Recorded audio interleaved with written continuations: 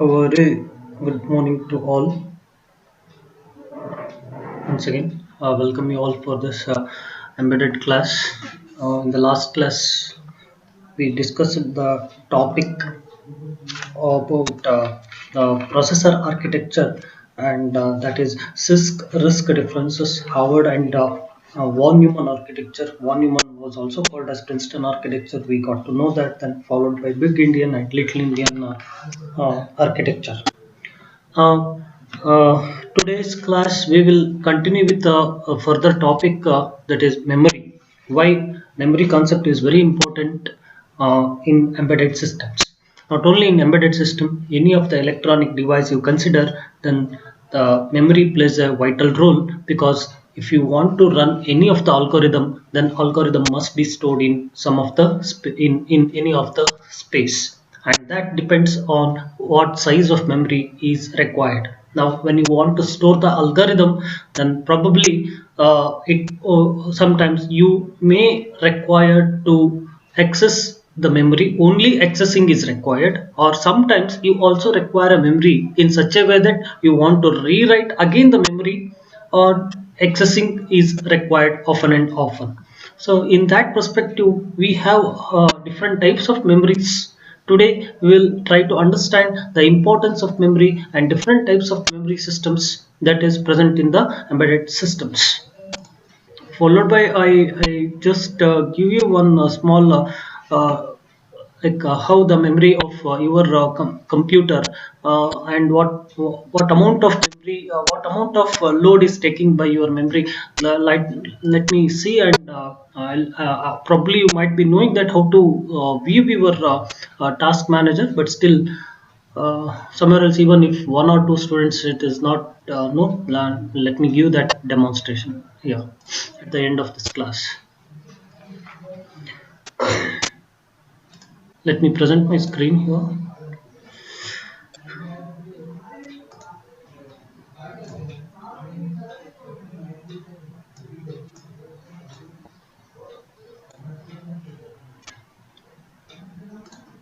I hope you can be able to view my screen clearly. Okay. This is the last bit one concept of this unit 3, memory. Followed by memory, then the very next concept is sensors, actuators, and communication interface. The last part of this unit. So this is the last bit one, the penultimate topic. Now coming to the memory. So probably you might have already aware that. Just a minute. Okay. Memory is an important part of any processor or controller, uh, based on the embedded systems. So based on this, we have a on-chip memory and off-chip memory. What do you mean by this on-chip and off-chip memory? Yes, of course. In some of the controllers, or if you observe the FPGA boards, PROM is built in on the single chip, which means one few of the processor consist of a memory built in. For example, ARM processor in your lab, it's having an on-chip memory there itself, wherein we used to program it on chip memory. But whereas in case of, consider the Raspberry Pi, then there you are supposed to install a separate SD card of 2 GB or so. So every time the processor used to access from the SD card memory, which means, so which is not present on Raspberry Pi chip. So hence that particular memory we call it as a off-chip memory. The best example is your if you are trying to access the data from USB, or if you are trying to access the data from memory card, or if you are trying to access from any external devices that is connected to your processor or laptop, then such memory we call them as a off chip memory. And on chip memory, to give an example, your hard sorry, not even your hard disk, probably your RAM and SRAM. Okay, even if I consider that a hard disk, it is not associated with the processor. Okay, if I remove hard disk from your laptop, still based on the RAM it works. Okay, but probably the algorithm will not be present over there. That's it. I cannot consider that hard disk as on chip memory. It is purely off chip memory itself. On chip means processor ಜೊತೆನೇ ಇರಬೇಕು. If the memory is present along with the processor, then I call it as a on chip. Next. Okay, now we have a on chip and off chip, as I told you, and different way of storing the programs memory, where program may be in the form of ROM, or maybe I store it in the RAM. Again, there are two types of memory. One is read only or random access memory. One is random access memory and another one is read only memory. So in the read only memory we have different types of, once again, a ROM, like masked ROM, one time programmable ROM, that is we also call it as a PROM. Then we have flash memory, again EPROM, electrically programmable read only memory. Then it is electrically erasable programmable read only memory, non volatile random access memory. Okay, so these are the different types of memory where your program or algorithm is going to be stored. All are the form of ROM itself, wherein the process is only to read only. You cannot write, it's only read only. I'll tell you what is read write and read only in a very soon. Okay, now coming to one by one aspects here. So what do you mean by masked ROM? What do you mean by masked? You might have already familiar with using the mask nowadays, right? Why it is to cover. So what type of program is going to be covered by mask? Once program is stored, it is for only one time you can program such memory, only one time in a lifespan. You cannot rewrite or alter the algorithm that what you have already written. So that is what we call it as mask ROM, is only one time programmable device which uses the hardwired technology for storing the data. You already know that what is hardwired, which means that these ROM is developed by a completely using the transistor level of devices are used to design these ROMs. And of course this type of ROM, masked ROM, is very good for storing the embedded firmware for low cost embedded devices. Now I'll tell you here what you mean by this embedded firmware. So there are some monitoring software or embedded firmware will be there. Say for example, I told you that the moment if how your laptop comes to know that the moment you turn on or the moment you press a start button, it starts automatically. Who is giving the information to turn on, or who is giving the processor to turn on the power? How come the processor is getting to know? And immediately once it is turned on, it automatically fetches the algorithm that is to be, that's what we say, that BIOS, right? Basic input output system, BIOS is ready and it is ready to display on your screen. So who is telling that? So obviously there must be some already pre-written program what has to do, by what processor has to do the moment I press the start button. Am I right?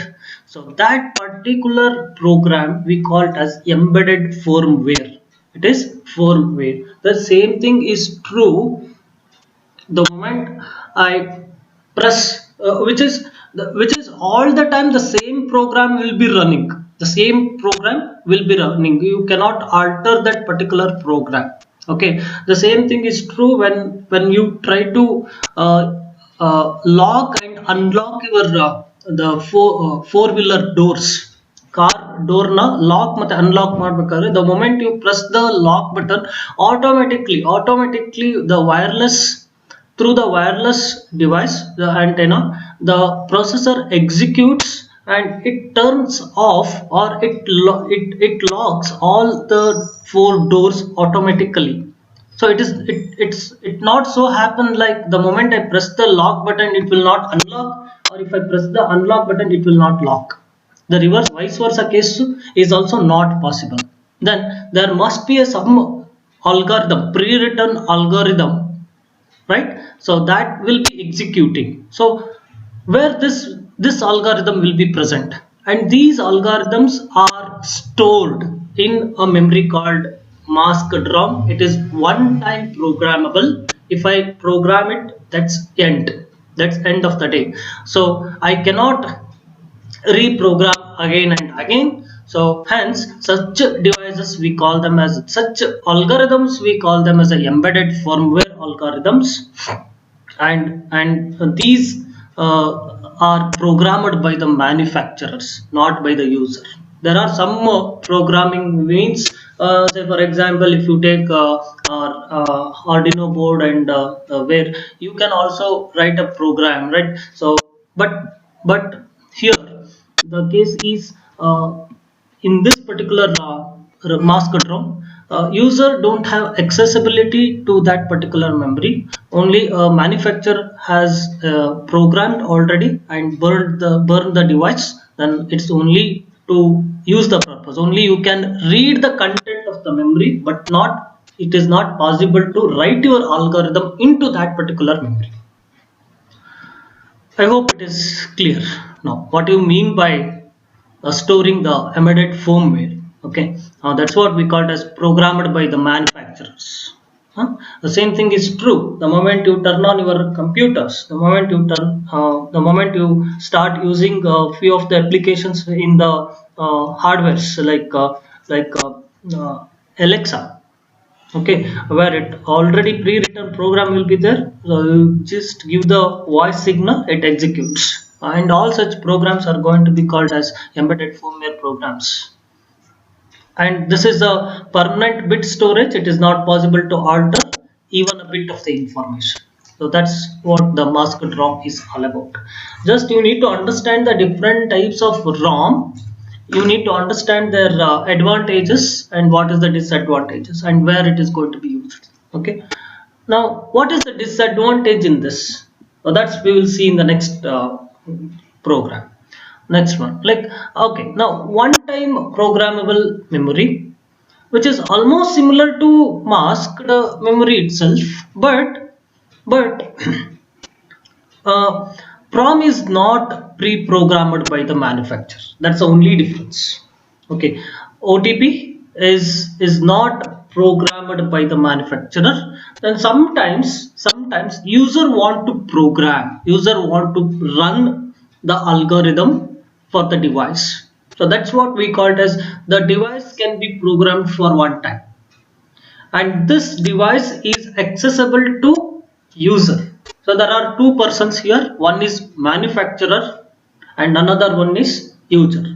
Okay, another example for masked ROM here in 8051 lab, if you are aware, there was on the chip there was a name called monitor, which means that the moment you turn on your PC, the monitor program will come to know what to execute, and it will get you to the screen called assembly screen. So that's what the built-in program, and that cannot be altered, and that is what we call it as a masked ROM. Again, there is one more memory where you write an assembly program and try to store it onto the, try to burn it onto your 8051 IC, and that's where we call it as the read write or read write memories. So here there are two persons, one is manufacturer and another one is user. User is nothing but a engineers who wish to write an algorithm and run it on the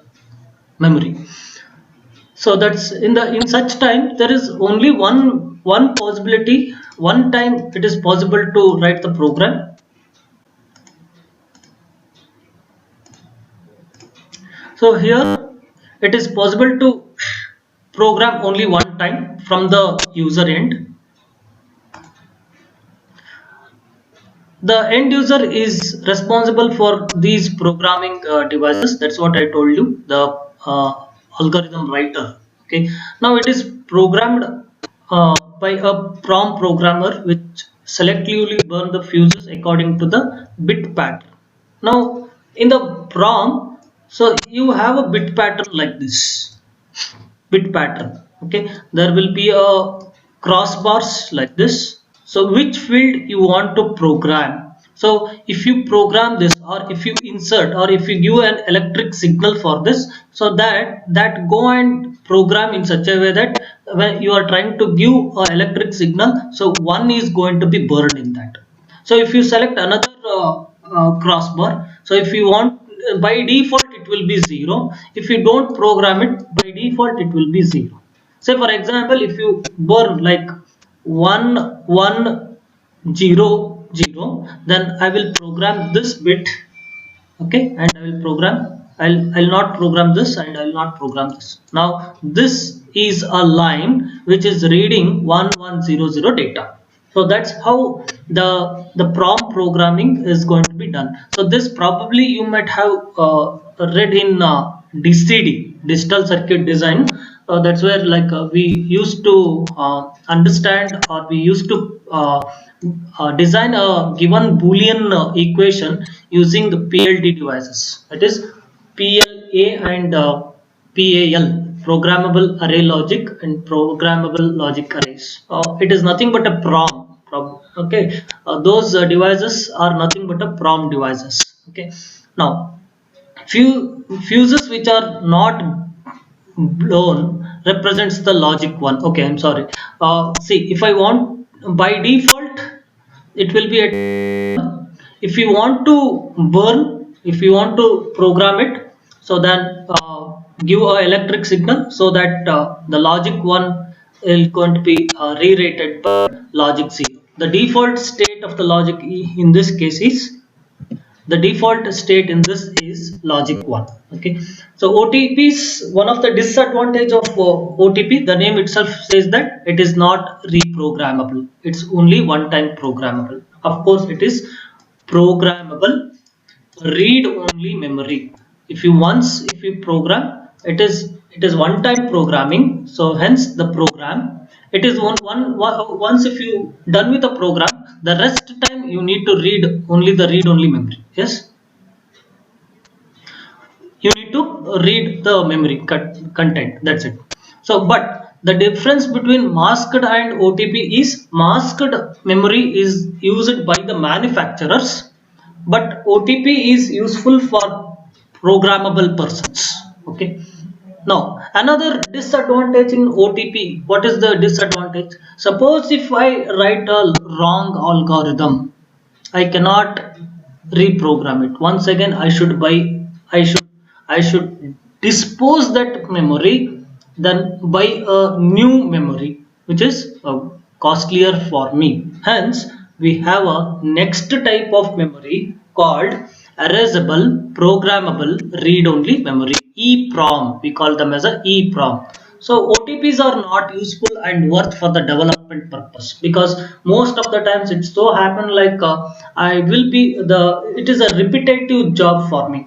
All the time I write a program, I will check the simulation results whether it is working properly or not, then whether I decide whether to burn it on my target hardware or not. In such cases, it is OTP is not going to helpful for me. So hence I choose the another hardware or another memory called erasable. So during development phase, the code is subjected to continuous change. So this is what we do oftenly. It is practically, it is true. Using, is anything wrong? Okay.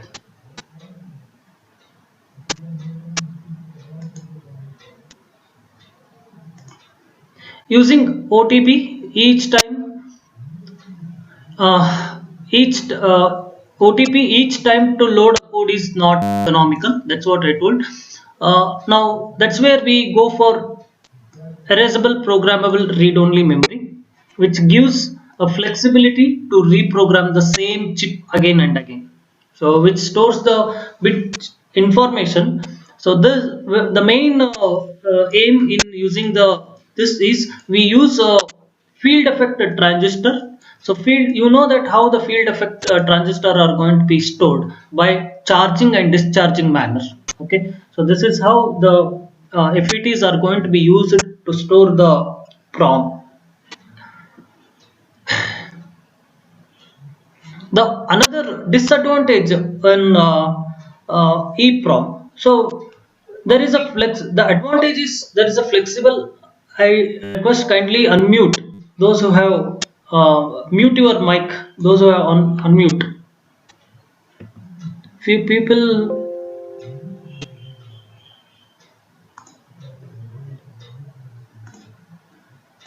It is disturbing me. ಯಾರು unmute ಮಾಡ್ಕೊಂಡಿದ್ದೀರಾ mute ಮಾಡ್ಕೊಳ್ಳಿ.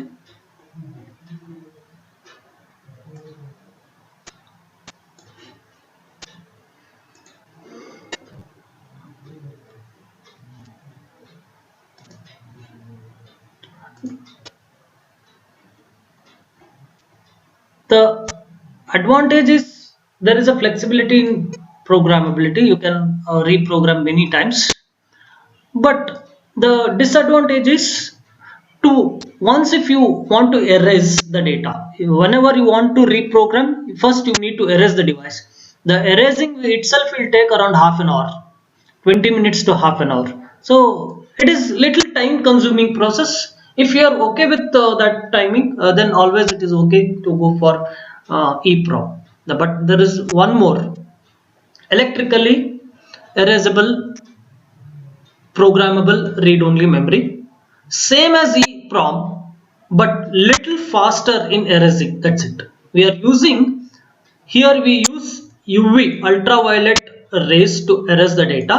Here we will be using the electrical signal to erase, so that the erasing will be at the faster rate. That's it. Okay. So in a few programming, the in the right now what we are using in the lab is almost electrically erasable programmable read-only memories.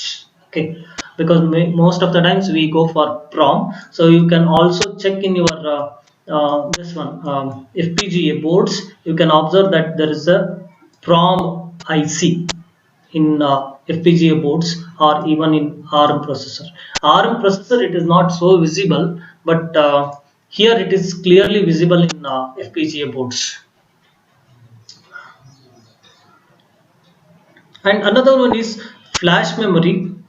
Is again a most latest technology of read-only memory, most commonly used in this embedded systems. Flash memory, somewhere else it's almost kind of the pen drive, or I can call it as SD cards, where the moment you right click send the data, it's nothing but a flash. Okay, we have a kind of NAND and NOR gate inside this. That's where it's another way of where we try to read as well as erase the data at the faster rate. You know how fast the pen drive data is getting erased, right? That's where that kind of data, that kind of memory it is, the flash memory. Okay, the NVRAM, we'll discuss it very soon. Now this is all about ROM. It is only read only memory. Once you return a program, okay, then I need to access that, the algorithm present in that, then execute the same. That's it. The another where we try to have randomly read write memory.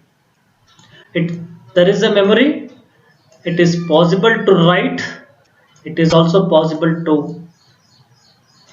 read the content from the memory. So that memory we call it as random access memory.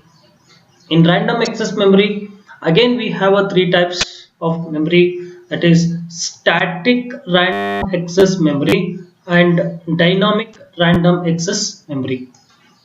What do you mean by these two? That's and how these two memory will access, then how build, how they are going to be built, that we will see it in the next slides. If you want to build a ROM, if you want to build a ROM, So you already know how to build the ROM. ಯಾಕೆಂದ್ರೆ in third semester DCD class ಒಳಗೆ you already designed a data called decoder, right? Decoder. Decoder is itself your ROM. Just why I am telling this, you just analyze why decoder is called as ROM. And even programmable logic device, okay, how it used to work. The just go back and look back to your third semester designs, how you have done, and tell me whether this decoder works as a ROM or not.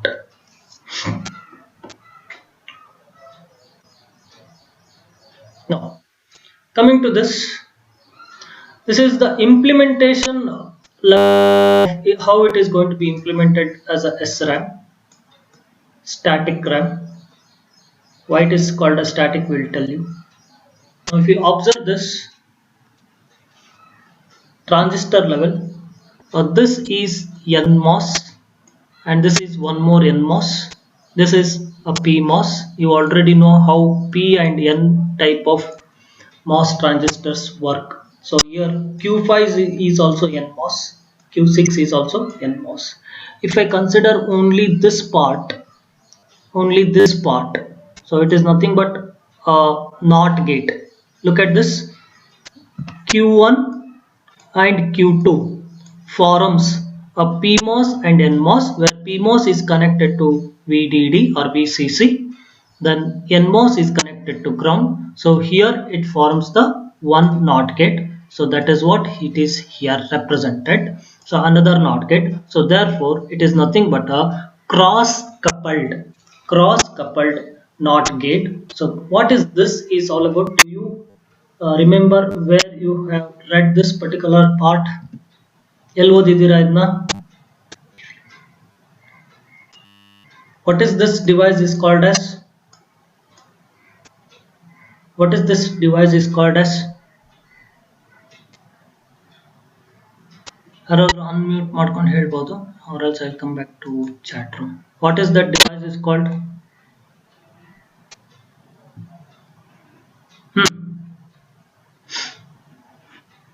ಆ device ಏನಂತ ಕರಿತೀವಿ? What is this device?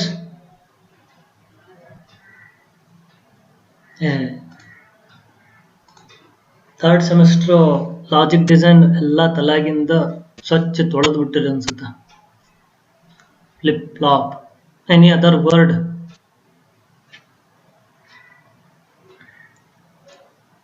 You are near to answer but not the perfect answer. Parmeshwar Hegde. SR flip flop. Any other answers? Any other answers? Shivani, it is not SR flip flop. Set reset agade illa illi. Because of course it is set reset, but you have you should have two inputs. One input, and probably Devidas Nayak could get it in the right way. Flip flop ಯಾಕೆ ಆಗೋದಿಲ್ಲ? Flip flop ಯಾಕೆ ಆಗೋದಿಲ್ಲ ಅಂತಂದ್ರೆ ಇಲ್ಲಿ ಎಲ್ಲೂ clock signal ಇಲ್ಲ. So the difference between flip flop and latch. Yes, very good. A flip flop ಯಾಕೆ ಆಗೋದಿಲ್ಲ ಅಂತಂದ್ರೆ ಪರಮೇಶ್ವರ್ ಅಂಡ್ ಶಿವಾನಿ, ಬಿಕಾಸ್ ಇಲ್ಲಿ ಕ್ಲಾಕ್ ಸಿಗ್ನಲ್ ಕೊಡ್ತಾ ಇಲ್ಲ, but still the data is getting stored latched between bistable device. So look at this, there are two devices, hence, and the data is getting stored very stably, is it not? Hence it is bistable device. And what do you mean by bistable device? Latch is a bistable device. The data is getting locked or latch. ಮನೆಯಲ್ಲಿ ಹೆಂಗೆ latch ಹಾಕ್ತಿರಲ್ಲ ಅದೇ type the data is latched or the data is locked between this, ಈ loop ಒಳಗಡೆನೇ ಇರುತ್ತೆ ಅದು. between this loop itself, it will be roaming around, hence it is called as latch. Okay, so it is not flip flop because we don't use any clock signal here, so hence it is not a flip flop. Okay, now the very important point here, you need to understand the bistable device of your not of your third semester latch is used to write and to read the data, to write the data and to read the data. Just I will take an example here. If I want to write the data, now assume that I want to write one logic 1. So this approximately it store only one bit of data. First important point. Now if I want to store this logic here, ಈ one ಇಲ್ಲಿಗೆ ಬರಬೇಕು ಅಂತಂದ್ರೆ how it is possible, gate turn on ಆಗಬೇಕು. So since it is NMOS, so what I should give, the control signal for write signal should be 1. The moment it is 1, the logic 1, that what you want to write here, it will come.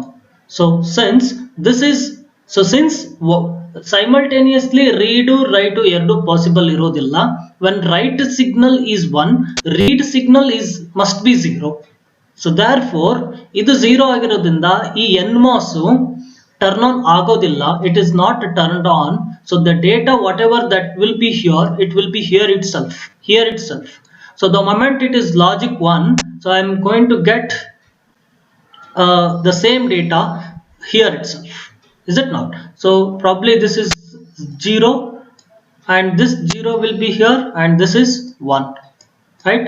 So you are trying to write 1 and this data is stably present within the latch, that is written on the latch.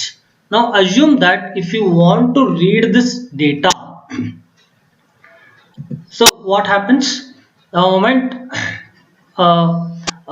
that time if I want to read the data, then again it is possible for me to read it by making a read control signal to logic 1. So whatever the data is to be read, so that data is going to be read through the next NMOS.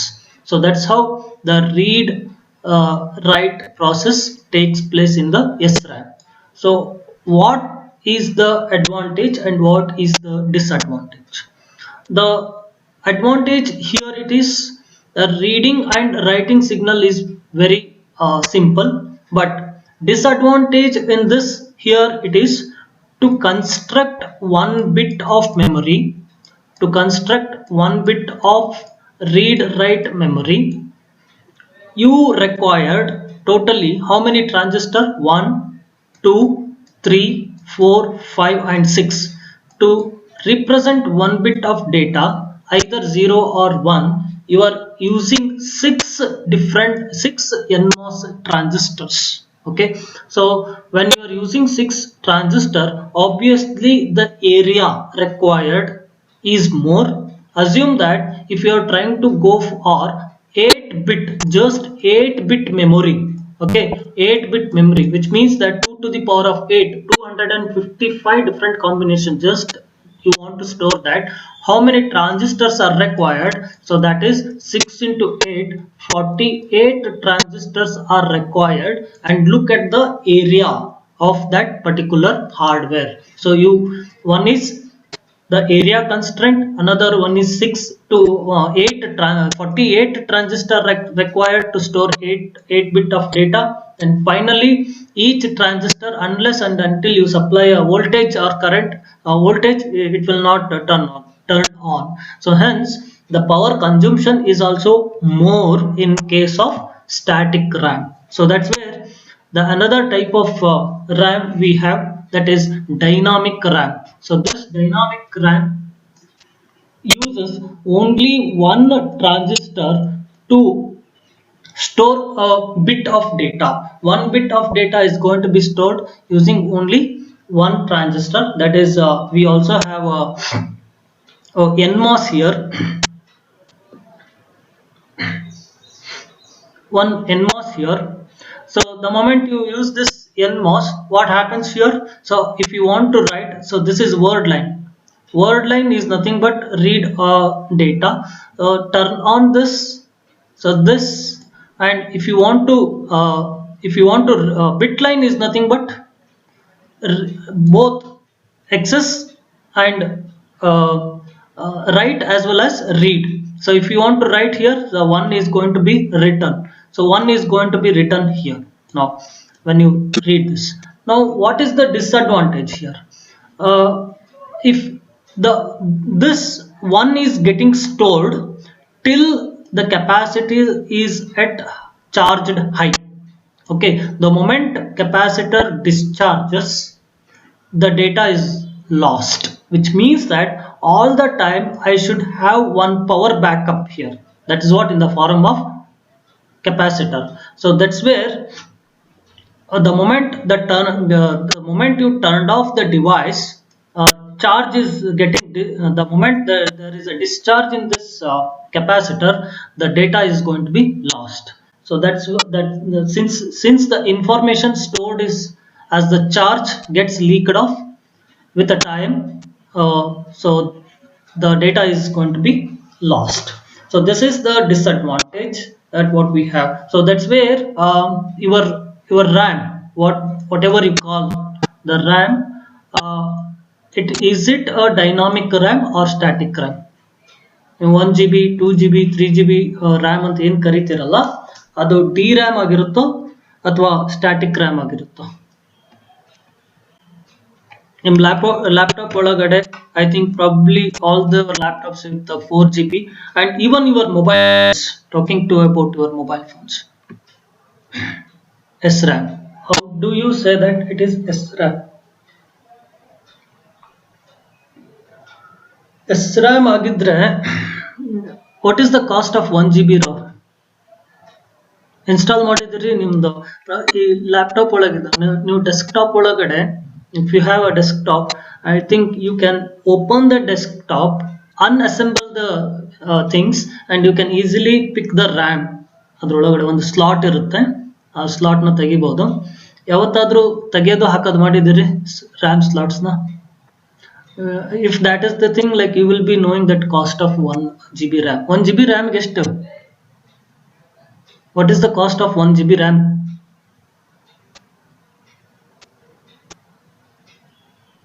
RAM cost ಎಷ್ಟಾಗುತ್ತೆ 1 GB ಗೆ?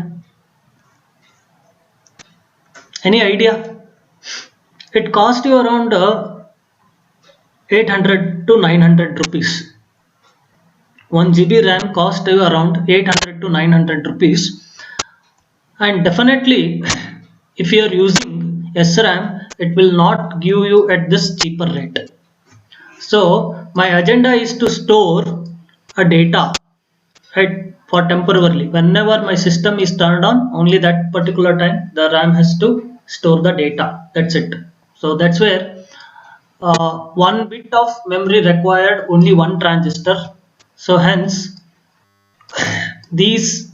your RAM will be using dynamic RAM because it requires only one transistor to store the data. If I use one NMOS, that is sufficient, right? But only one disadvantage ಏನು ಅಂತಂದ್ರೆ ಅದಕ್ಕೆ power backup ಇರಬೇಕು.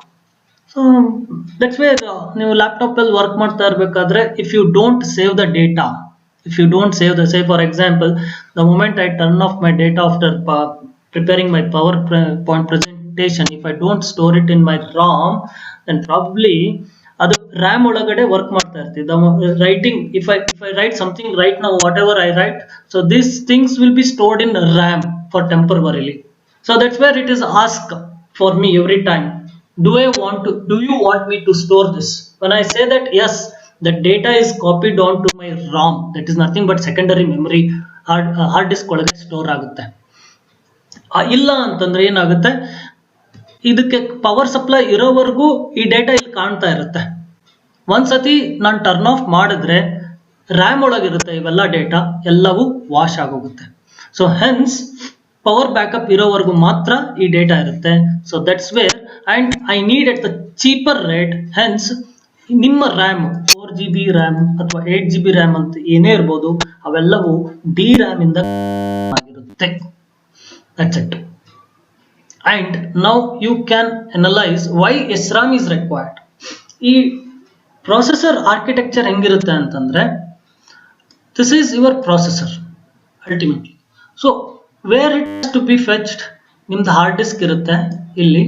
ಇಲ್ಲಿ ನಿಮ್ದು ಒಂದು PPT presentation ಅಥವಾ word document ಏನೋ ಒಂದು ಅಥವಾ ಒಂದು ಸಾಂಗ್ಸ್ ಎಂಟರ್ಟೈನ್ಮೆಂಟ್ ಪರ್ಪಸ್ ಮೂವೀಸ್ ಇಟ್ಟಿರ್ತೀರಿ. Ultimately it has to be displayed on to the screen. So this has to be accessed by the processor ಮಾಡಿದ ತಕ್ಷಣ ಇದೇನ್ ಮಾಡುತ್ತೆ, the moment you turn on there will be a RAM. So the moment you turn on your system, laptop ಆಗಿರ್ಬೋದು ಅಥವಾ desktop ಆಗಿರ್ಬೋದು, a copy of that will be copied to a RAM, basic input output system ಅಥವಾ BIOS. ನಿಮ್ದು C drive ಒಳಗಡೆ ಏನ್ OS ಇರುತ್ತಲ್ಲ, ಆ OS ಬಂದ್ಬಿಟ್ಟು ಒಂದು ಕಾಪಿ ರ್ಯಾಮ್ ಒಳಗೆ ಕುತ್ಕೊಳ್ಳುತ್ತೆ. ನಾವು entire thing whatever you access from the RAM, from the ROM, the copy will be present in my RAM. The same thing executed the another memory, the processor. Between this, there is one more to make it my memory little bit, to make it my process little bit faster. I will be installing ಈ processor ಮತ್ತೆ DRAM ಮಧ್ಯೆ ಇನ್ನೊಂದು RAM install ಮಾಡ್ತೀನಿ. ಅದು static RAM ಆಗಿರುತ್ತೆ. Because static RAM accessing ಒಳಗಡೆ compared to DRAM, it is much faster. So that is what we call it as L1 cache memory ಅಂತ ಕರಿತೀವಿ, and we call this as L2 cache, level 2 cache. So level 2 cache is much faster than the level 1 cache memory, but static memory, because of the cost wise, I will be having this lesser. ಇದು ಒಂದು 4 GB ಇದ್ರೆ probably static RAM 1 GB ಇರ್ತದೆ ನಿಮ್ದು approximately in that perspective ratio.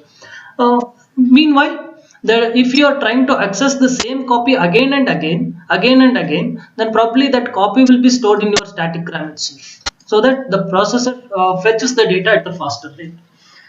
So if this page is full, then it will go for page replacement algorithm, then it finds the data whether it is present in DRAM.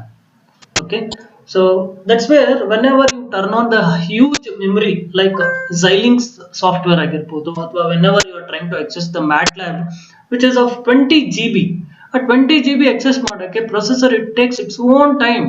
Whenever you might have also aware of this while you are doing the Cadence lab also. This is a huge memory. All the time it is trying to access from the server to your PC. So this is what the process that will be taking place. Hence the initialization for the few moment of time, it has its own time in order to access that particular data. Idu memory architecture. So now what if coming to the perspective of your lab idu ಒಂದು mini project agi, see you can take a microwind software. It is easily available, microwind, probably you know it in a VLSI.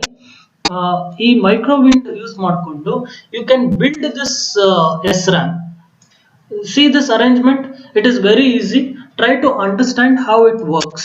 So it could be a one small mini project. Convert this to a layout. You already know how to write a layout for NOT gate at least. So ಅದನ್ನೇ ನಾವು copy paste ಮಾಡ್ಕೊಂಡ್ರೆ ಇನ್ನೊಂದು not ಗೇಟಿಗೆ ಆಗುತ್ತೆ, right? So try to convert this to a layout and develop a 1-bit memory. 1-bit memory ಆಯ್ತಾ, copy paste ಮಾಡಿದ್ರೆ it will be 2-bit memory. Another you copy paste the 2-bit and take entire 2-bit memory and copy paste, it will be a 4-bit memory. So try to check whether you can store 0 0 0 0 to 1 1 1 1 1. So if it is possible to read and write, so that could be a very successful project for you. Similarly, here also you can perform the same thing. Okay, you can do it, such kind of this. So coming to the last topic of this day, that is differences between SRAM and DRAM. What is the SRAM difference? You have a 6 transistor, you have a single capacitor, and the MOSFET, one MOSFET. So requires a refreshing circuit. So this is what refresher circuit we call it as, because if every time the data is full, then it has to erase that particular data and takes the new data. So hence it requires the refreshing data. It does not require the refresher. When compared to this, in a six, if you use a 6 transistor, here you can accommodate 6 bit of data. That's what we call it as a high capacity or highly density. If you use the 6 transistor, you can accommodate only 1 bit of data. So that's what we call it as a low capacity and less density, less dense. Obviously, when it comes to cost, it is expensive. It is less expensive compared to SRAM cells. The speed, fast in operation, it typical access time is only at 10 nanoseconds, but if we want to access this, so processor would take a 60 nanoseconds of time to access the data. So that's what we call it as the difference between these two. The last concept, memory shading. Memory shadowing. What do you mean by memory shadowing? Shadow means what? ನೆರಳು ಕನ್ನಡದಲ್ಲಿ ಹೇಳೋದಾದ್ರೆ, right? So why it is required memory shadowing? What could be the operation? See, the moment you turn on your computers, on ನಿಮ್ಮಲ್ಲಿ ROM ಅಲ್ಲಿರೋ store ಆಗಿರ್ತಕ್ಕಂಥ C drive ಅಲ್ಲಿರೋ operating system should come and sit in your RAM, the same copy. So why it is required? Generally execution of the program configuration ಏನಂತ it is read only memory. So processor has to fetch. So here it is my processor, here it has to fetch from the ROM, which is quite slow. It would take like 120 to 200 nanoseconds compared to what? Compared to RAM. So whereas if it is present, see, BIOS anta naven karitivalla, so BIOS setup, if every time the operating system is the boss or a manager who will be looking after the execution of individual processes. Individual process andre the process may be of PowerPoint, the process may be execution of Word, Chrome, the process may be execution of the Word document, the process may be execution of your movie, anything. It has to be done by the OS, which means that OS should be ready with respect to processor. One copy ಇಲ್ಲಿ RAM alliddre it is at the faster rate. What it does is, for in order to access operating system every time from the ROM, it will, the moment you turn on your PC, entire copy of your C drive of OS will be copied to the same thing, it is copied to the RAM. That is execution from the RAM, which takes from the RAM it would take 40 seconds. From the ROM it would take 120 seconds. So here obviously the access time is for 3 times it is faster. RAM access is much faster. So hence the copy is used only to make sure that the accessing time of the processor is faster. So hence shadowing of a memory is a technique adopted to solve the execution speed problem by the processor based system. Andre the same copy is placed from ROM alliro data na RAM alloge hakonತೀವಿ. Every time processor will be accessing from the RAM. So this is technique we call it as memory shadowing. So why we do this? To make processor as a much speeder, to work the processor at the faster rate. That's it. So this is a one memory shadowing technique. So here we will stop for the day. In the next class we will go for sensors and actuator. Is there any doubt with respect to memory? I told you I just show you the one how memory looks in your processor. So when you taskbar, in the below there is an option called taskbar. When you moment you go to this taskbar, here you can observe many process that is running, and what is the percentage of your processor is taking, and what is the memory. Memory is nothing but is the RAM. Okay, see here you can observe that Google Chrome is consuming 250 MB of my RAM space. Okay, and it is taking a 1.9 or 2% of work by the processor. So similarly, if you go to the performance, here you can see that memory. So this is my laptop size memory is 4 GB, 3.9 GB. Now out of which 3.2 GB is consumed, right? So obviously my Windows 10 OS itself is around probably 2 GB. it takes for 2 GB for OS itself. The copy of replica of that OS itself takes out 2 GB. The moment if I open all these Chrome and the Google Meet, it is consuming more memory of sets. Again, if I start opening my to show you any MATLAB demonstration, it takes huge time to execute that, right? So this is what is all about. And here you can also see that process ID. I'll show you. Okay. Okay, see here. I told you, each individual is a process, and this is called as PID, process ID. ನಿಮ್ಮ OS ಒಳಗೂ ಇದನ್ನ ಓದ್ತೀರಾ ನೀವು. ಒಂದೊಂದು process ID create ಆಗುತ್ತೆ, ಒಂದೊಂದು process ID is executing by the processor. ಇವೆಲ್ಲವೂ processor IDs ಇವೆಲ್ಲ, which is nothing but processor will be remembering the IDs, which ID to be executed. Similarly, we remember the students USN ID. what what marks has to be given for the corresponding USN student. Similarly, when processor wants to execute, it always remembers the processor ID, not a program. So ಯಾವ program execute ಮಾಡಬೇಕು ಅಂತ ಗೊತ್ತಿರಲ್ಲ, it will be generating its own ID, and once it is in the all the status, running state, suspended state, or hold, all these are the different states that probably you might have understood this particular concept in operating system with respect to what is that the FSM charts. Okay, and these importance of this process ID is all the time processor will execute a single process. So what happens, now we go for scheduling this algorithm, right? Probably we go for first come first serve basis or round robin method. I will execute for some time this one, I will execute sometime for this one. So this is how the processor will execute based on the scheduling algorithm, and all those algorithm will be present, where those algorithm will be present within the operating system. Okay. Okay then, any doubts in today's class? Any doubts?